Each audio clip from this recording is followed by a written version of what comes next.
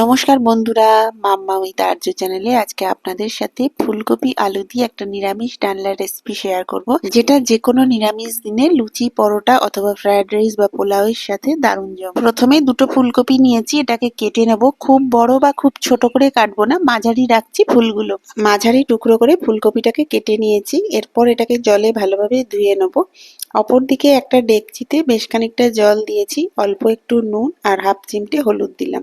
জলটা বেশ ভালোভাবে গরম হয়ে গেলে ফুলকপিটা দিয়ে নেবো। মিডিয়াম ফ্লেমে 5 থেকে 7 মিনিট ফুলকপিটাকে একটু ভাপিয়ে নেবো।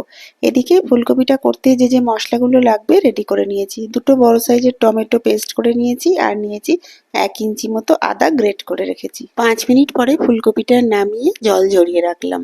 দুটো মিডিয়াম সাইজের আলু কেটে জলে ভিজিয়ে রেখেছি। রান্নাটায় ব্যবহার করব খানিকটা টক দই। কড়াতে 2 টেবিল স্পুন সর্ষের তেল ভালো করে গরম করে নিয়ে এবার ফুলকপির টুকরোগুলো দিয়ে দেবো। মিডিয়াম ফ্লেমে ফুলকপিটা ভেজে নিচ্ছি। বাড়িতে কোনো পুজো বা নিরামিষ অনুষ্ঠানের দিন পোলাও বা ফ্রাইড রাইসের সাথে এই পদটা কিন্তু ভীষণ ভালো লাগে। কপিটা বাদামি রং ধরতে আরম্ভ করেছে, মানে কপিটা ভাজা হয়ে গেছে। এটা গ্যাস থেকে নামিয়ে নিচ্ছি। ওই কড়াতেই আরো 1 টেবিল স্পুন সর্ষের তেল দিলাম। এবার আলুটা ভেজে নেবো। মিডিয়াম ফ্লেমে 5-7 মিনিট আলুটা ভেজে নেবো। আলুটাও একইভাবে বাদামি রং ধরতে শুরু করলে নামিয়ে নেবো। আলুটা ভাজবার সময় হাফ টিস্পুন হলুদ আর সামান্য নুন দিয়েছি।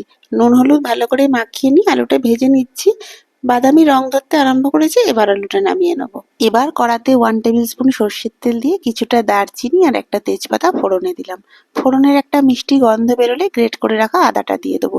মিডিয়াম ফ্লেমে আদাটা এবার একটু ভেজে নেবো। 1 থেকে 1.5 মিনিট মিডিয়াম ফ্লেমে আদাটা ভেজে নিয়েছি। এবার দিয়ে দিচ্ছি টমেটো পিউরিটা। টমেটো দেওয়ার পরে আদা আর টমেটোটা ভালোভাবে কষিয়ে নেব যতক্ষণ না টমেটো থেকে কাঁচা গন্ধটা চলে যাচ্ছে। লো ফ্লেমে টমেটো আর আদা ভালোভাবে কষিয়ে নেওয়ার পরে একে একে গুঁড়ো মশলাগুলো দিয়ে নেবো। দিয়ে দিলাম স্বাদ মতো নুন আর হাফ টিস্পুন হলুদ।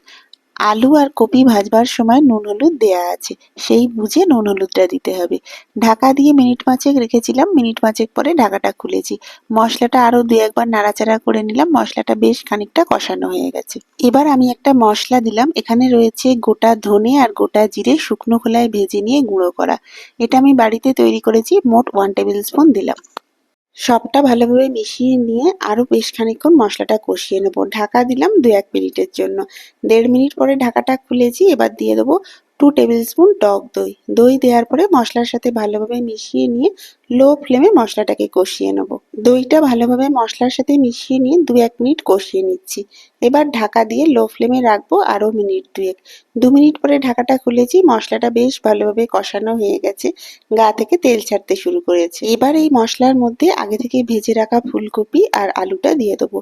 আলু ফুলকপি মশলার সাথে খুব ভালোভাবে মিশিয়ে নিচ্ছি। মশলার সাথে কপি আর আলুটা ভালোভাবে মিশিয়ে নিয়ে আরো 2-1 মিনিট লো ফ্লেমে এটাকে কষিয়ে নেবো। মশলার সাথে ফুলকপি আর আলুটা বেশ মজে এলে ঢাকা দিয়ে দেবো। লো ফ্লেমে মিনিট 2-3 ঢাকা দিয়ে রেখেছিলাম। 2 মিনিট পরে ঢাকাটা খুলেছি। মশলা, কপি, আলু একসাথে বেশ ভালোভাবে মিশে গিয়ে মজে গেছে। এবার জল দেব, তবে জলের পরিমাণটা যেরকম গ্রেভি চাইবেন সেইভাবে দেবেন।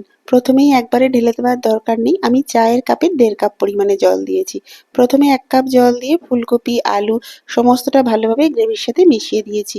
পরে আরো হাফ কাপ জল দিয়েছি। সবটা ভালোভাবে মিশিয়ে নেব। আর 2-3টে কাঁচা লঙ্কা ফাটিয়ে দিলাম। এবার ঢাকা দিয়ে লো ফ্লেমে 15 মিনিট মতো চাপা দিয়ে রাখবো। 15 মিনিটের মাঝখানে অবশ্য আমি একবার ঢাকা খুলে সবটা ঘেঁটে দিয়েছিলাম ভালোভাবে। আবারও চাপা দিয়ে দিচ্ছি। ঠিক 15 মিনিট পরে খুলেছি। আলু আর ফুলকপিটা সেদ্ধ হয়ে গেছে। খুন্তি দিয়ে একটু চেক করে দেখে নিতে পারেন। গ্রেভিটাও আগের থেকে ঘন হয়ে গেছে। ফুলকপি আর আলুটা বেশ মজে উঠেছে গ্রেভির সাথে। রান্নাটার শেষ পর্যায়ে দিয়ে দিচ্ছি হাফ টিস্পুন গুঁড়ো গরম মশলা। সবটা ভালোভাবে মিশিয়ে নেব। নামাবার আগে দিয়ে দিচ্ছি 1 টেবিল স্পুন ঘি। গ্যাসের ফ্লেমটা এবার বন্ধ করে 10 মিনিট চাপা দিয়ে রাখবো। এবার লুচি, পরোটা অথবা ফ্রাইড রাইস, পোলাওয়ের সাথে পরিবেশন করুন। রান্নাটা কেমন লাগলো অবশ্যই জানাবেন। খুব শিগগিরই দেখা হবে একটা নতুন ভিডিওর সাথে।